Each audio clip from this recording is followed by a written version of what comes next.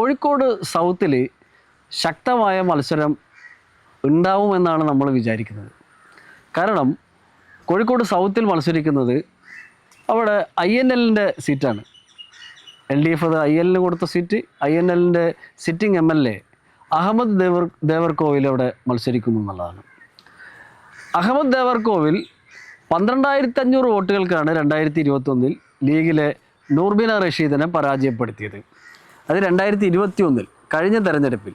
എന്നാൽ അതിനു മുമ്പ് 2016 2011 ലീഗിൻ്റെ MK മുനീർ ജയിച്ച മണ്ഡല. 2011 MK മുനീർ പരാജയപ്പെടുത്തിയത് അവിടെ CPMൻ്റെ തരക്കേടില്ലാത്ത ശക്തനായിട്ടുള്ള നേതാവ് മുസാഫിർ അഹമ്മദിനെയാണ്. ഈ മുസാഫിർ അഹമ്മദ് പിന്നീട് കോർപ്പറേഷനിലേക്ക് മത്സരിക്കുകയും ഡെപ്യൂട്ടി മേയറാവുകയും ഈ കഴിഞ്ഞ 2026 തദ്ദേശ തെരഞ്ഞെടുപ്പിൽ കോർപ്പറേഷൻ തെരഞ്ഞെടുപ്പിൽ മേയറായിട്ട് CPM ഉയർത്തിക്കാട്ടുകയും ചെയ്തു. അവിടെ കോഴിക്കോട് സൗത്തിലെ P കുഞ്ഞുവിൻ്റെ മകൻ കൂടിയാണ് അദ്ദേഹം CPMന് വളരെ ശക്തമായിട്ടുള്ള അടിത്തറയുള്ള മീൻചന്ത വാർഡിൽ തോറ്റു എന്നുള്ളതാണ്. അപ്പോൾ കോഴിക്കോട് സൗത്തിൽ കാര്യങ്ങൾ അത്ര എളുപ്പമല്ല. ഇപ്പോൾ ലീഗിന് വേണ്ടി മത്സരിക്കാൻ ഇറങ്ങുന്നത് അവിടെ ഫൈസൽ ബാബുവാണ്. NDAക്ക് അവിടെ വോട്ടുണ്ട്. കഴിഞ്ഞ തവണ ഇപ്പോൾ കോഴിക്കോട് നോർത്തിൽ മത്സരിക്കുന്ന BJPയുടെ നവ്യ ഹരിദാസ് അവിടെ 29,000-ൽ പരം വോട്ടുകൾ പിടിച്ച മണ്ഡലമാണ്. അപ്പോൾ കോഴിക്കോട് സൗത്ത് വലിയ മത്സരം തന്നെ നടക്കും. UDF തരംഗം സംസ്ഥാനത്തുണ്ടാവുകയാണെങ്കിൽ അവിടെ ലീഗിൻ്റെ ഫൈസൽ ബാബു ജയിക്കും.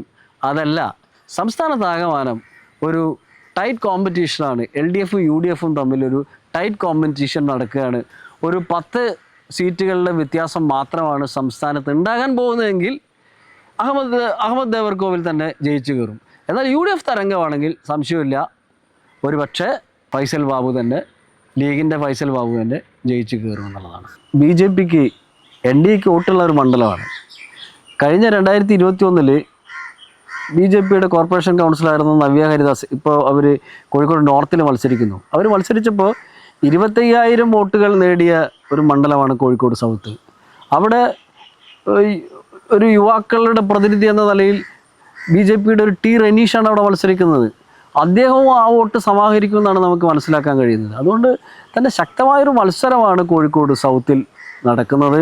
നിലവിലെ മന്ത്രിസഭയിലെ മന്ത്രിയും സിറ്റിംഗ് MLAയുമായിട്ടുള്ള അഹമ്മദ് ദേവർകോവിലിന് അത്ര എളുപ്പമായിരിക്കില്ല കാര്യങ്ങൾ എന്നുള്ളതാണ്.